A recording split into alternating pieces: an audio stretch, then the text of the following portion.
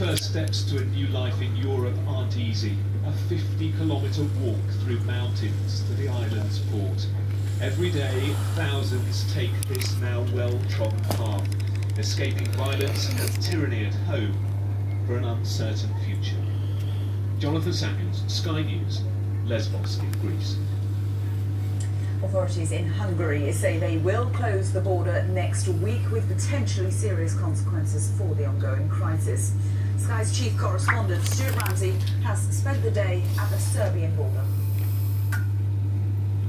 They're on the road trying to get to Austria. They won't cooperate with the Hungarian authorities. They refuse to go to camps or refuse to stay inside them. Either way, they're being hunted down. As many as 40,000 new refugees are expected to enter Hungary from Serbia over the next few days. Hungary is not happy with this. The refugees aren't happy with the pace either. It quickly turns confrontational.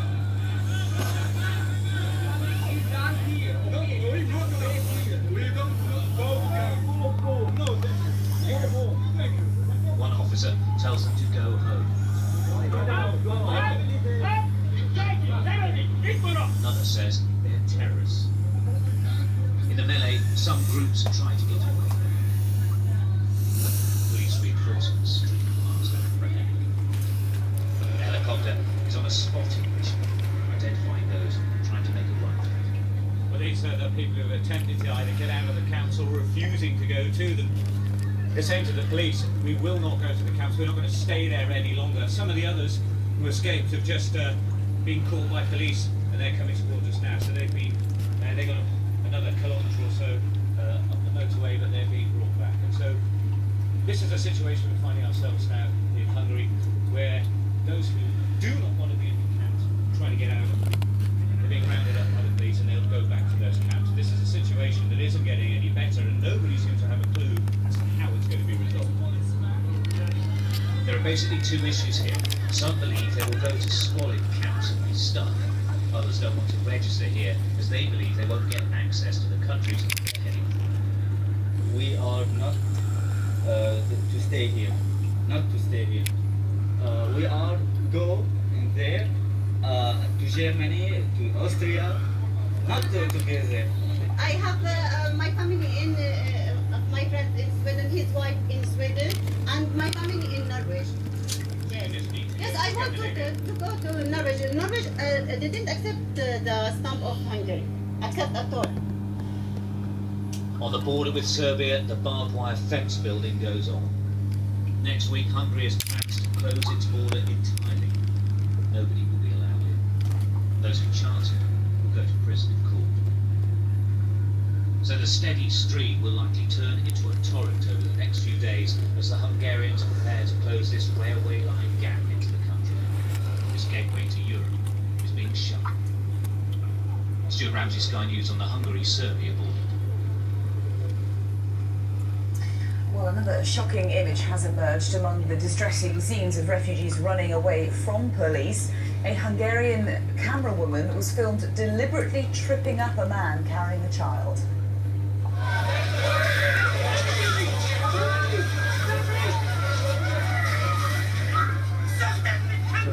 The Hungarian channel N1 TV has now fired her. In another clip, the same woman is seen kicking a female refugee.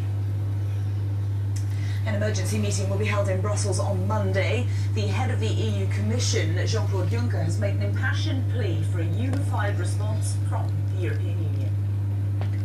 I call on Member States to adopt the Commission proposals on the emergency allocation of altogether 160,000 refugees at the Council of Interior Ministers on the 14th of September. No poems, no rhetorics.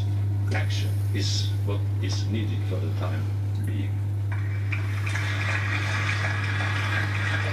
But nevertheless, David Cameron has made it clear the UK will not take part in any quota system. He's also been defending rules which mean that refugees could be sent back to Syria after 5 years. The reason for resettling people with these 5-year humanitarian visas? Is it because it means you don't have to go through the normal asylum process? But the assumption is at the end of that, if people want to stay, they can apply for application to stay, and the assumption is they would be able to stay. Some may want to go back to Syria, particularly if there's been a settlement in Syria between now and then. Now in other news, it was a day for the history books. More than 63 years and 7 months on the throne, longer than her great-great-grandmother, Queen Victoria. But Her Majesty has never been one to make a fuss.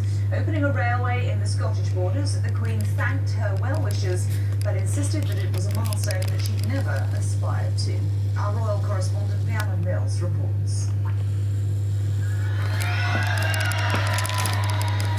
It was fitting that a traditional train ride would mark this record-breaking moment. For the Queen, it has been a remarkable journey to reach this milestone. The people of Scotland were happy to share the day that she became Britain's longest-serving monarch, bypassing her great-great-grandmother, Queen Victoria. The steam train, an obvious nod to the achievements of her ancestor. The Queen didn't want any fuss, but in a rare speech acknowledged it was a historic day. Inevitably, a long life can pass by many milestones.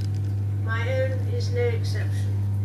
But I thank you all, and the many others at home and overseas, for your touching messages of great kindness. In 1952, Princess Elizabeth was only 25 when her father died. Since then, as Queen, she has greeted her people, met her prime ministers, opened Parliament, and travelled the world.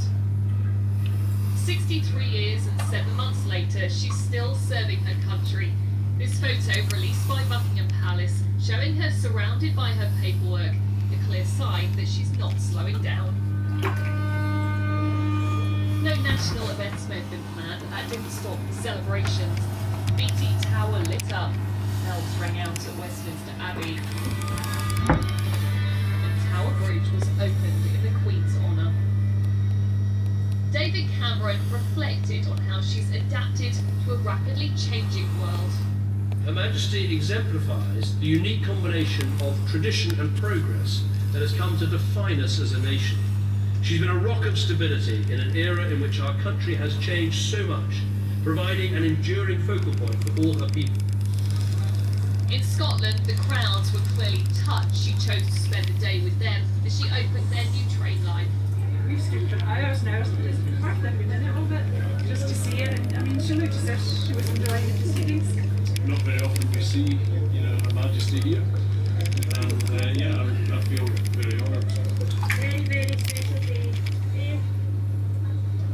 For us as well as the Queen. The First Minister reaffirming links with their monarch despite the campaign for independence.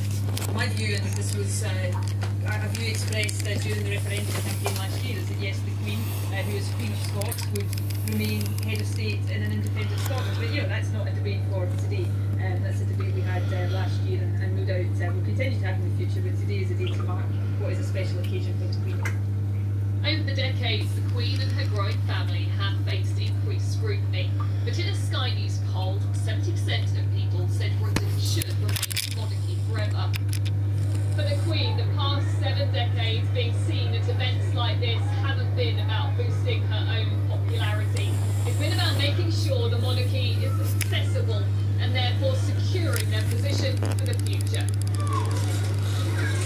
During those 63 years and 7 months, the Queen has carried out thousands of visits just like this. This latest walkabout over, it was time to return to Balmoral, and maybe time to reflect on her own extraordinary journey on the day that the world marks this record-breaking reign. Rhiannon Mills, Sky News. 17 people have been injured after a bus crashed into a bridge, ripping off its roof. The double-decker carrying 25 people hit the structure near Rochdale railway station on Wednesday afternoon yesterday. A man in his 20s suffered serious facial injuries. 11 others were taken to hospital for treatment. The DUP ministers have threatened to quit Northern Ireland's power-sharing administration unless the Stormont Assembly is suspended. First Minister and party leader Peter Robinson has warned that he and his ministers could quit within 24 hours. The ultimatum follows the arrest of 3 senior Republicans over the murder of a former IRA commander in Belfast. 3 men, including a serving policeman, have been charged over a hoax call threatening to kidnap an officer. Special security measures were put in place in the West Midlands last December, with officers advised not to go to work in uniform following the threat. A 28-year-old officer and 2 other men are accused of perverting the course of justice and conspiracy to commit misconduct in a public office. Marathon world record holder Paula Radcliffe has told Sky News that she's angry, hurt and upset by suggestions that she cheated during her career. The runner called for an end to trial by media and threats against clean athletes. She's been speaking to Sky Sports correspondent Paul Kelso. The day after the moment she had hoped would never come, Paula Radcliffe can still raise a smile. She was in Brussels supporting a European Union sports campaign, a reminder of Radcliffe's international reputation and what she stood to lose had doping allegations gone unchallenged. Before I made the decision to release the statement here, you do feel very, very attacked, and I know the truth, and I want to believe that if I just stand up and tell the truth, everyone will believe that. But there is always that fear, will people believe what I'm saying? And at some point I had to just overcome that and say, just forget it. This has gone too far, this is too much blackmail, there's too much lying going on out there, there are too many untruths being told. I'm just going to stand up and tell the truth. And whether people believe it or not, that's not my problem, because I know the truth. Radcliffe spoke out after being implicated during a parliamentary committee hearing by MP Jessie Norman. She'd like the chance to put the record straight. Would you go and talk to them? Yes, but I think it's possibly gone beyond that now. And I think that right now, the people that need to be answering and stop this needs to stop now being a trial by media. This database that is circulating out there that is stolen and that shouldn't be being commented on without the full context around that needs to be handed back. This needs to be a truth. People need to sit down and openly look at all of this data with all the relevant context and stop threatening people. Jessie owes you an apology. I mean, I don't know, was he fed the question to ask that? Did he fully understand the question that he was asking? I don't want to make an attack on him. We're in the situation that we're in for a lot of reasons, and a lot of people have acted not honestly, and probably need to ask themselves some questions on how they have acted. And like I said, I don't think we need to be going around throwing any more mud at any other people. This just needs to be sorted out in the correct way. The IWF has a new president, Seb Coe. You know him very well. Is there a role for you, do you think, in helping him? He said he wants to reform anti-doping. Absolutely. I mean, it's something that I've always spoke about, that I've had these strong anti-doping views throughout my career. And going forward, I now have more time to dedicate to supporting that, to working with the different anti-doping bodies, making it stronger, to working with education, because I think that's a hugely important factor too, the moral